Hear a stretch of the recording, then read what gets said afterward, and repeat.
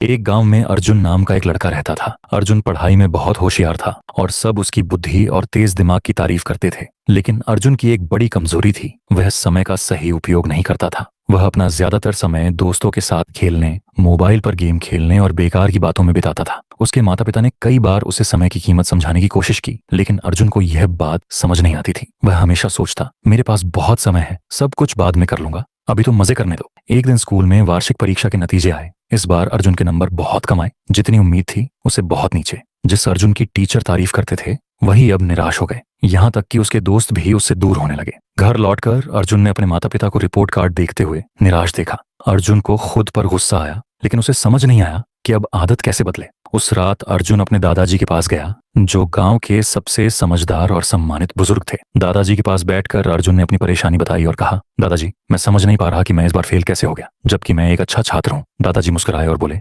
बेटा, समस्या यह नहीं कि तुम अच्छे छात्र नहीं हो, समस्या यह है कि तुमने समय को हल्के में लिया। समय बहुत कीमती होता है, अगर इसका सही उपयोग करो तो सफलता मिलती है, और अगर इसे बर्बाद करो तो ये पीछे खींच लेता है। अर्जुन ने हैरानी से पूछा, लेकिन दादाजी, समय तो हमेशा होता है ना, मैं बाद में भी सब कर सकता हूँ। दादाजी गंभीर होकर बोले, नहीं बेटा, समय नदी के बहते पानी जैसा है, जो बह गया वो कभी वापस नहीं आता। चलो मैं तुम्हें एक कहानी सुनाता हूँ, जिससे तुम्हें समय की कीमत समझ में आएगी। दादाजी ने कहानी शुरू की। बहुत समय पहले विक्रम नाम का एक शक्तिशाली राजा था। उसके पास बहुत धन दौलत, भव्य महल और ढेरों नौकर थे, लेकिन उसे भी समय बर्बाद करने की आदत थी। वह देर से उठता, दरबार की जगह दोस्तों के साथ समय बिताता और हर काम कल पर टाल देता। एक दिन एक साधु उसके दरबार में आया और बोला, राजा जी, आपके पास सब कुछ है, लेकिन आप अपनी सबसे कीमती चीज समय को बर्बाद कर रहे हैं। अगर आपने इसे सही से नहीं अपनाया तो एक दिन आपको पछताना पड़ेगा। राजा हंसते हुए बोला, मेरे पास बहुत समय है, मैं जब चाहूं तब कर सकता हूँ। साधु ने चेतावनी दी, समय को हल्के में मत लो, ये सबसे बड़े राजाओं को भी बर्बाद कर सकता है। लेकिन राजा ने बात नहीं मानी। सालों बीत गए, राजा बूढ़ा हो गया, उसका स्वास्थ्य बिगड़ गया, सेना हारने लगी और जनता का विश्वास भी खो गया। तब राजा को समझ आया कि उसने अपना समय बेकार की चीजों में गंवा दिया। वह उस साधु को ढूंढने निकला, लेकिन वह कहीं नहीं मिला। अब राजा को पछतावा हुआ, लेकिन तब तक बहुत देर हो चुकी थी। उसने समझा कि असली खजाना तो समय है।